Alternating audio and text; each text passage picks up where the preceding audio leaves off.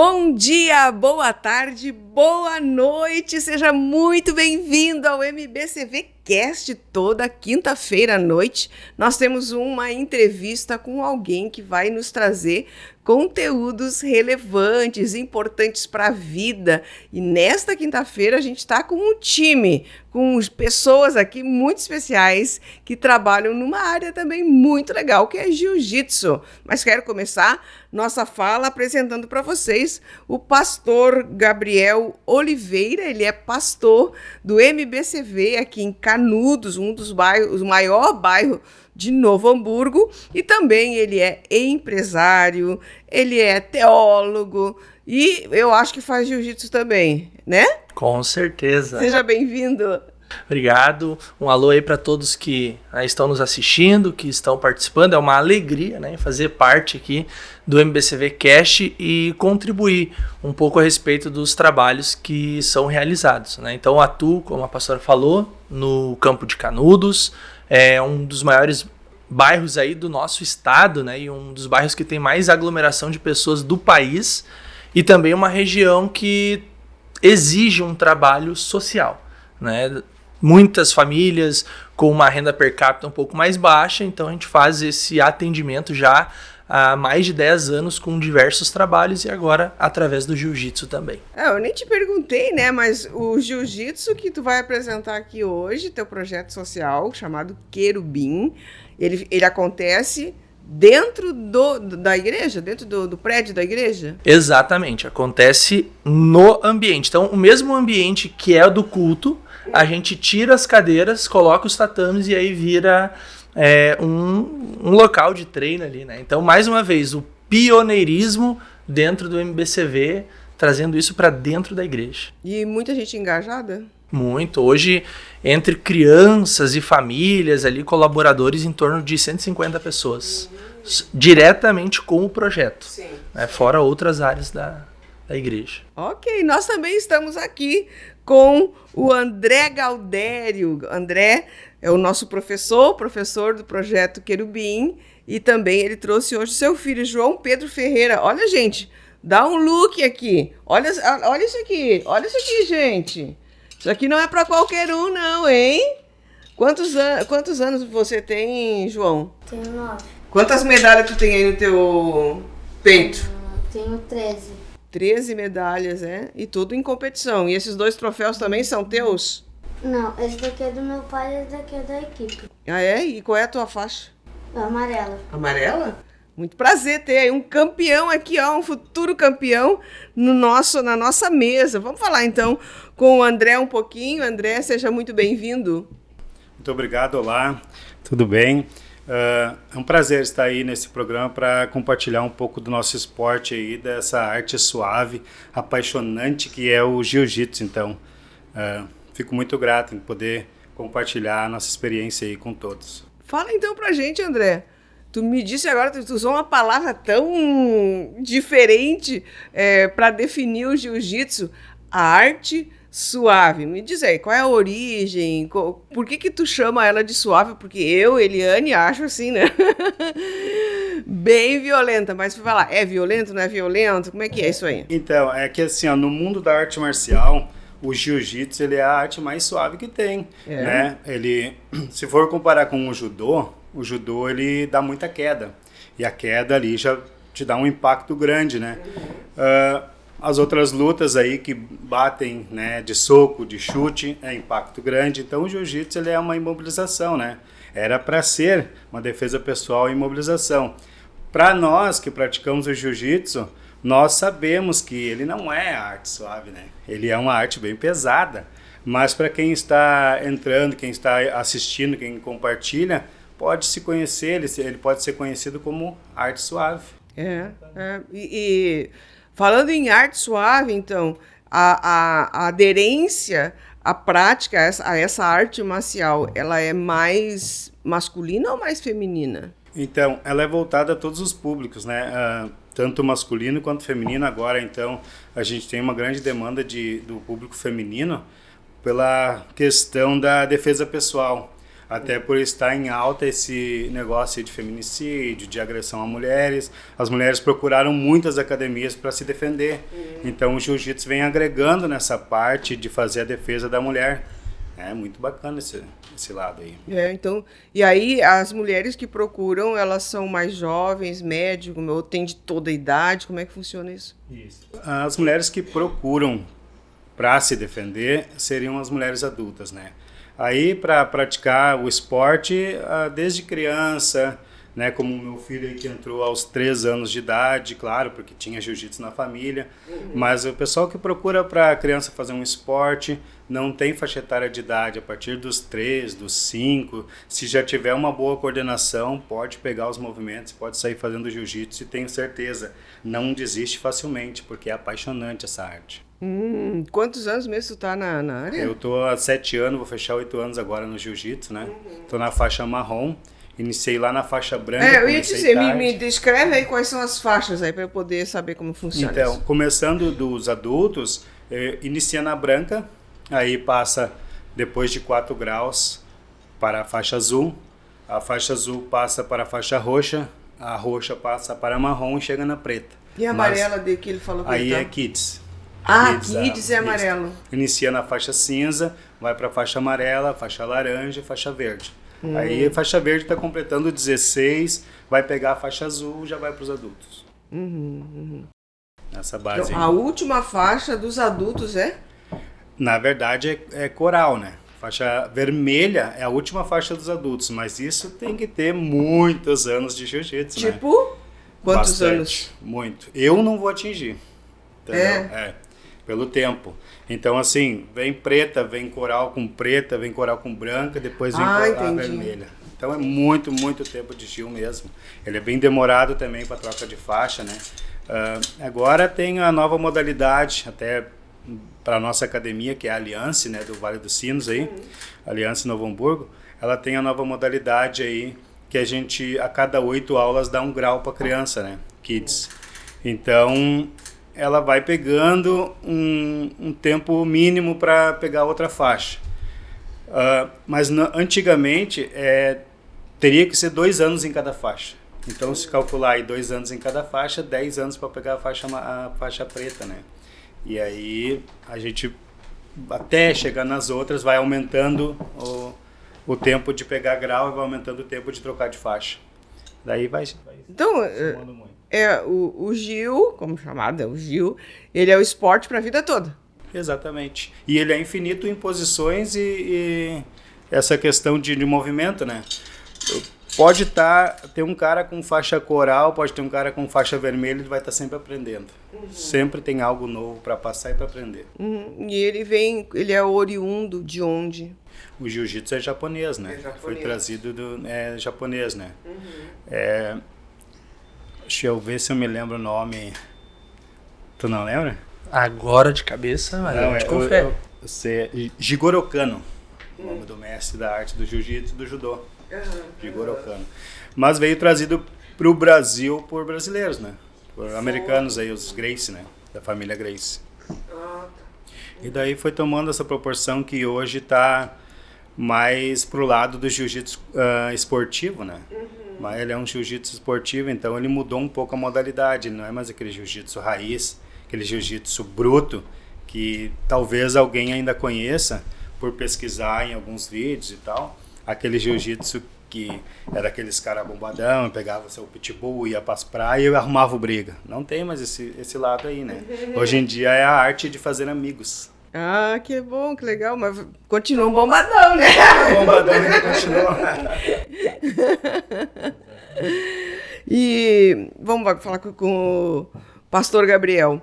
E Pastor Gabriel, por que tu achou que um projeto de arte marcial ia dar certo dentro de uma igreja?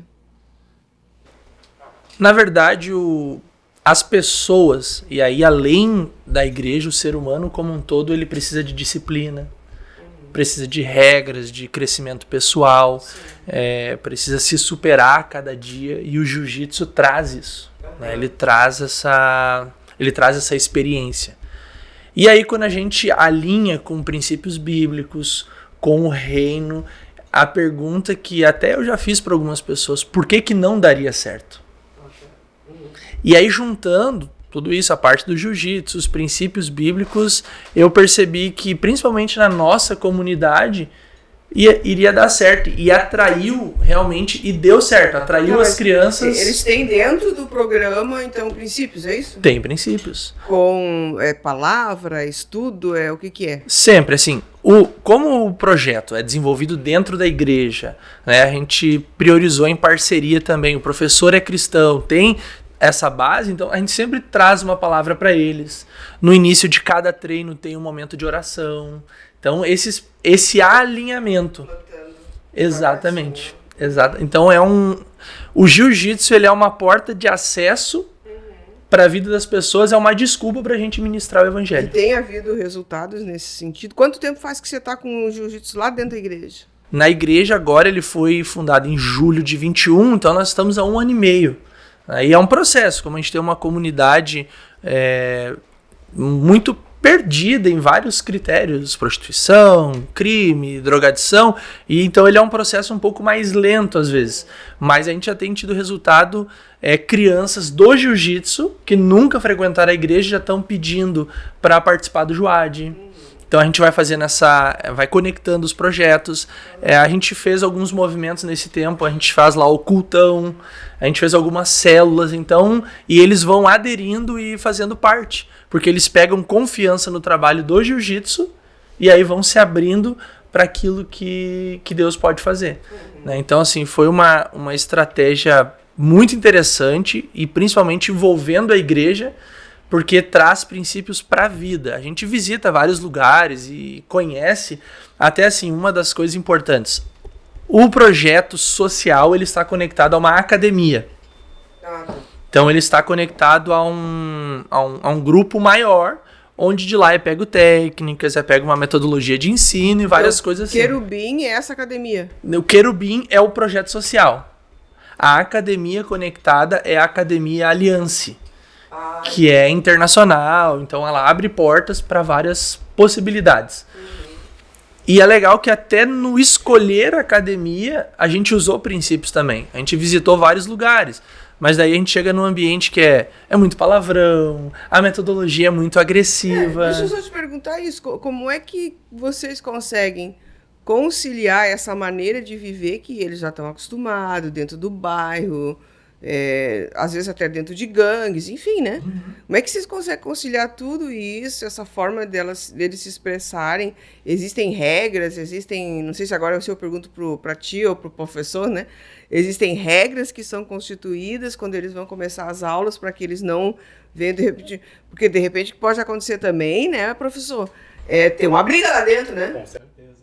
Então, quero saber como é que funciona esse... Então, nós temos ali até nós temos um banner que ele traz as normas do jiu-jitsu, normas de dentro do tatame. Então, assim, eles têm que respeitar o tatame, porque o tatame ali é um lugar que eles vão derramar o seu suor ali para aprender, né? Vão dedicar um tempo ali para aprender algum movimento. É um lugar de aprendizado. Então, eles têm que dar valor para aquilo ali, né? Então, assim, existe uma disciplina que ninguém entra dentro do tatame sem pedir licença. Assim como ninguém sai do tatame sem pedir licença. E aquele negocinho? Seria. Seria? Mas eles pedem licença mesmo. Licença para tomar água, licença para ir no banheiro. Entendeu? Daqui a pouco, por ser um projeto social, os pais muitas vezes ficam em volta assistindo os filhos. Às vezes os filhos querem ir ali falar com o seu pai. Eles pedem licença. Né? Enquanto um professor não olhar, algum auxiliar, um instrutor que estiver ali dando uma ajuda, enquanto não olhar e não liberar essa criança para sair do tatame, ela não sai.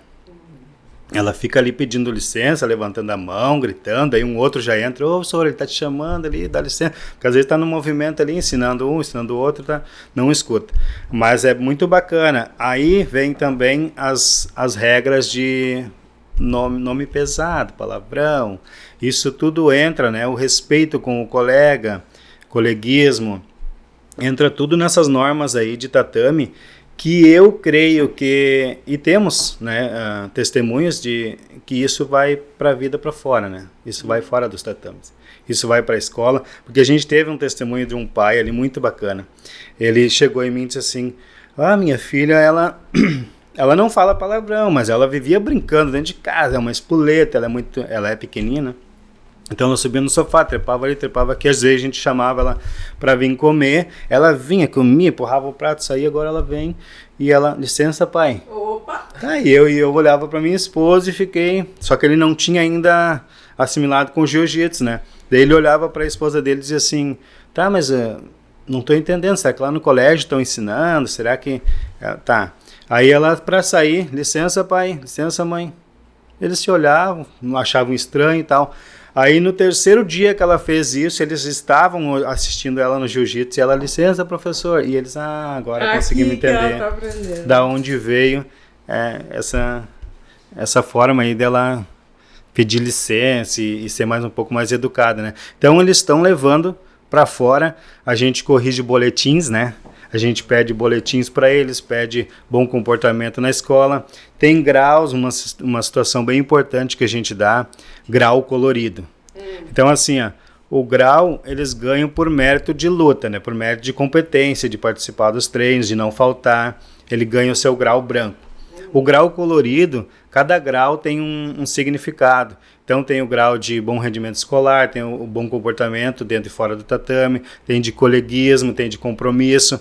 E a gente vai dando assim, conforme vai indo as aulas. A gente olha assim: hoje acho que eu vou dar um grauzinho pro fulaninho. Tipo porque... a meritocracia. Isso. À medida que ele vai dando resposta, vocês vão... Isso vai aonde? Num quadro? Na faixa deles. Na faixa? Na faixa deles. Então, assim, ele tá com a faixa com os graus brancos dele de um lado, graus coloridos de um outro. O que a gente fala para eles? Vai lá no cartaz, estuda o que quer dizer esse grau, porque tu tem que saber quando as pessoas te perguntarem: por que tu tem um grau azul do outro lado? Tem que saber, né? Então, eles vão lá, estudam, já ficam aprendendo um pouco mais, e se ele sabe que é pelo bom comportamento, vai estar na mente dele que ele tem que ser... Tá semeando, né? Até porque o grau colorido, ele pode ser perdido. Tá. O grau branco é uma conquista e tu segue adiante. Sim. Tempo de jiu-jitsu e tal. Mas o grau colorido, rendimento escolar é um grau vermelho. Aí o colega, o camarada, não tem um bom rendimento escolar. Ele vai lá e pode perder esse grau. Então, são processos. Então, tu precisa manter. Então, é um tipo de grau que ajuda muito nesse trabalho de desenvolvimento. Como eles são muito competitivos, ninguém quer perder. Pois é. Eu ia dizer, né? Porque... normalmente a faixa etária que mais adere, qual que é? Aos treinos, né? Aos treinos é o adolescente, né? É de 10 a 15 anos, Isso. assim, é o principal. Adolescente ali, né? Isso. É o que mais procura, os que mais gostam de fazer, os que mais se empenham. Eles amam estar ali, né? E formam um grupo de amizade bem bacana. Assim. Porque depois a gente vê eles postando foto aí nas redes sociais, entre eles mesmo, ficaram amigos, arrumaram amigos dentro do tatame, e dali eles seguem sendo amigos, né? Assim, foi falado também aqui sobre a questão de brigas. E é fantástico, assim, dentro do jiu-jitsu. A gente tem uma luta. Aí 2 pessoas nessa luta, eles vão ver quem é o mais competente. O mais competente venceu. Ao final da luta, levanta, cumprimenta o colega e abraça. Entendi. Eu ganhei, eu perdi. Não importa. Você vai abraçar o colega, vai manter a amizade e é fantástico. A gente vai para campeonatos onde a pessoa, vamos falar um ditado, a pessoa tomou uma surra. Sim. Uma pontuação máxima. E aí depois eles cumprimentam, abraçam e estão lá no pódio como amigos, mantém essa amizade. Então, por isso foi falar também a arte de fazer amigos. Né? Gestão de conflitos o tempo todo. Sim. Gestão de conflitos, isso é importante. Eu tenho aqui um testemunho de uma mãe. Eu estava dirigindo, a mãe me ligou. Aí ela disse assim: professor, o que eu faço? O meu filho ele vem sofrendo alguns tipos de assédios na escola. E os gurizinhos não respeitam ele e tal, e ele tá a fim de revidar. Porque eu já falei com a professora, eu já falei com a diretora, e ninguém resolve nada, e eu tô a fim de pegar e liberar ele para usar o jiu-jitsu. O que eu iria responder para essa mãe? Eu iria botar de compromisso nessa resposta, né? Então eu pensei, disse assim para ela: não, tem que resolver da melhor forma, tem que fazer contato com a diretora, tem que ir mais vezes lá, reclama, seja presente lá na escola, mas nunca, não vou dizer nem de último caso, nunca deixe o teu filho usar um jiu-jitsu em alguém leigo que não sabe arte marcial, porque ele vai machucar. Né? Vai ter uma lesão, vai quebrar um braço, vai daqui a pouco dar um estrangulamento, não sabe parar, sabe, vai muito grave. Porque a gente não pode deixar de considerar que se ele for usar o jiu-jitsu fora do tatame com o ato de violência, vamos dizer assim, vai junto a ira, a raiva, o sentimento, e aquilo pode trazer... Isso está dentro de uma das normas de tatame ali, né? Não pode, de maneira alguma, usar arte marcial lá fora. Até porque, né, tem a menos muita que vantagem. seja uma defesa, no Uma caso, defesa. né, pessoal, assim, que houve uma situação, principalmente na questão mulher ali, né? Com certeza. E tem punição, né? O atleta que fora do tatame estiver brigando vai sofrer punições dentro do tatame. Do tipo assim, na hora do... O treino é dividido em partes. Tem a parte física, tem a parte teórica, tem as posições que a gente chama, né? Que é um treinamento onde ele mais específico, e tem os rolas, que é onde eles praticam a luta. Sim. E nesse momento eles vão ser parados. Não, tu não vai participar do rolo. Que é o que é a eles parte mais que eles mais querem, né? gostam. Aham. É que nem o futebol, é como se fosse futebol, né? Tu vai fazer tudo, só não vai jogar. Ah, ruim. É, bem colocado. E nós tivemos muitas vezes lá dentro do projeto mães que vieram, o fulano tá assim em casa, tá batendo na irmã dele, tá brigando com não sei quem, tá respondendo para mim. A gente vai, chama de canto, conversa, explica e bota na disciplina, e acontece isso que o pastor falou, que vai ali, faz os fundamentos, faz aquecimento, faz as posições, as técnicas, e na hora de rolar se prepara todo, não. Agora, como disciplina, tu vai ficar sentadinho, tu vai assistir. Aquilo ali é um castigo para eles. Eles vão para casa pensativos. E, né, eu acho que não retorna a fazer mais o erro, porque dói. É a principal coisa assim, que a gente recebe. Muitos pais, e é comum muitas pessoas fazerem isso, mas, o meu filho não se comportou, eu não vou deixar ele pro jiu-jitsu. É normal. Eu vou tirar o que ele gosta, vou tirar... Só que aí tira várias coisas importantes, mas deixa o celular, deixa a televisão e a criança tirada dentro de um quarto. Então, assim, a gente sempre fala pros pais, manda pro jiu-jitsu. Mas ele não tá se comportando. Manda pra cá que a gente vai trabalhar isso com ele. A gente vai trazer isso, porque são princípios. E aí a gente vai trabalhar. Ele gosta disso, mas pra te ter isso, tu também tem que fazer isso. Sim. Então é uma troca. Sim, é o ensino de que há recompensas quando a gente faz coisas boas. Né? Exatamente. Esses dias eu até estava vendo na TV, eles passando assim a quantidade de projetos sociais que tem no Brasil, principalmente São Paulo e Rio de Janeiro, que, né, tem mais foco ali. Mas enquanto estava passando aquilo, eu estava pensando, poxa vida, né? Que interessante isso. Talvez talvez não, eu acho que é uma coisa muito certa isso. A gente está, através dos projetos sociais, dando um novo destino para muita criança que ficaria pela rua aprendendo coisas erradas, não tendo as disciplinas que precisa ter. Então, a partir do momento que a criança é colocada dentro de um programa, tem amigos dentro desse programa, tem pessoas que se importam com ela dentro do programa, quer dizer, ela não está ali, se fez, se não fez, tudo bem. Não, tem pessoas que se importam com o boletim dela, enfim. Quer dizer, às vezes até começa a fazer a parte de paternidade, que a criança às vezes não tem pai. A maioria hoje não tem o pai presente. Então, o professor, o pastor, eles vão se tornando a única família que traz a criança, assim, dá um senso de pertencimento para ela, dá um sentido de vida para ela. Acho que isso é muito importante, né, professor?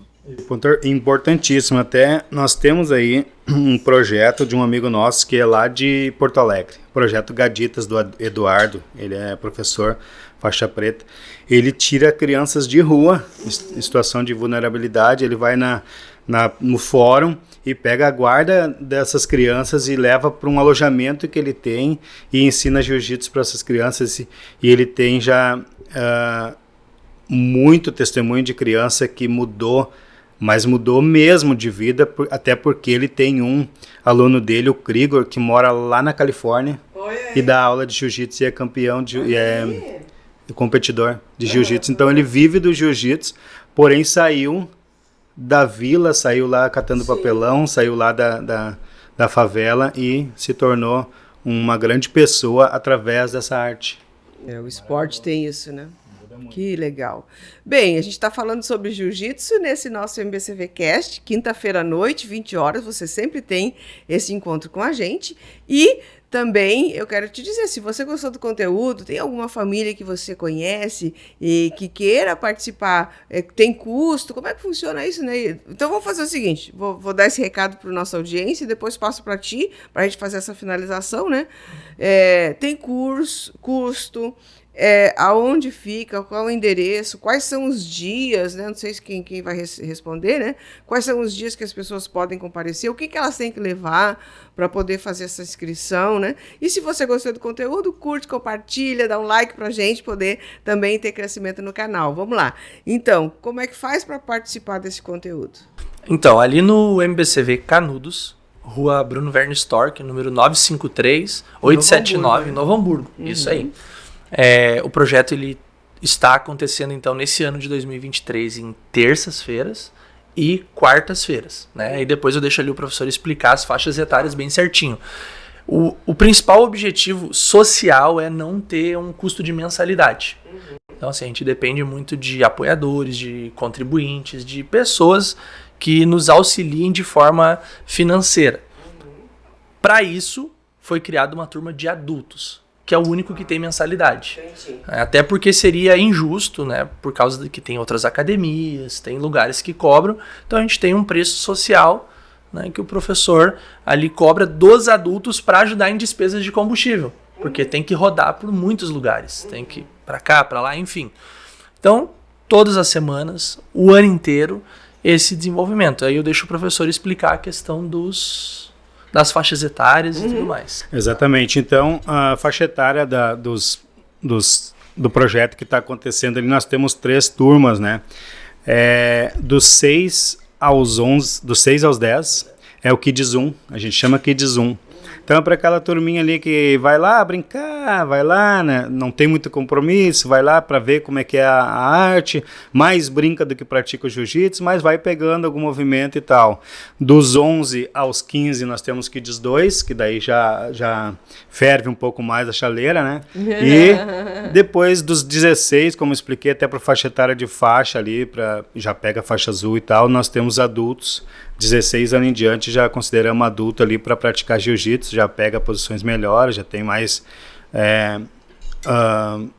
tá melhor para desenvolver, para aprender as técnicas. E aí fica por ali, não tem limite de idade. Se quer entrar até os 80 anos, pode entrar, que vai aprender, mulheres, homens, todos bem-vindos, né? E as pessoas têm muito medo de se machucar. Eu sou uma pessoa dessa. E aí o professor é a prova viva, né? Talvez um outro momento que tenha mais tempo, mas ele conta que quando ele chegou, ele tinha muito problema na coluna, problema isso, e até essas pessoas a gente recebe. Então não precisa ter medo, porque cada aluno vai receber um atendimento no seu nível. Então a gente não vai pegar um aluno que está há 5 anos e vai dizer, vai lá, vai quebrar fulano. Não é esse o objetivo. É fazer amigos e é desenvolver fisicamente. Por isso que eu também me envolvi, estou junto ali com o professor e com a turma, porque fisicamente nos ajuda, espiritualmente também, porque a gente tem um momento de reflexão, de tirar aquele peso do dia a dia. Sim. Então vale muito a pena. Então tá aí, gente, recebemos aqui pastor Gabriel Oliveira, pastor de Canudos, o João Pedro Ferreira, nosso faixa amarelo, cheio de medalhas e troféus, e também o professor André Gaudério, né, de jiu-jitsu, a arte de fazer bons amigos, né? É isso?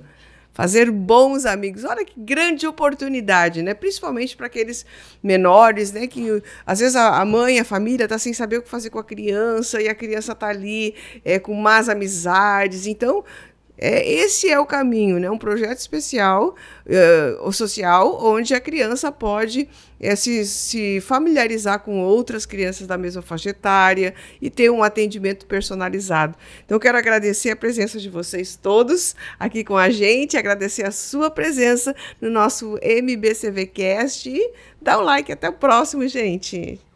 Até mais.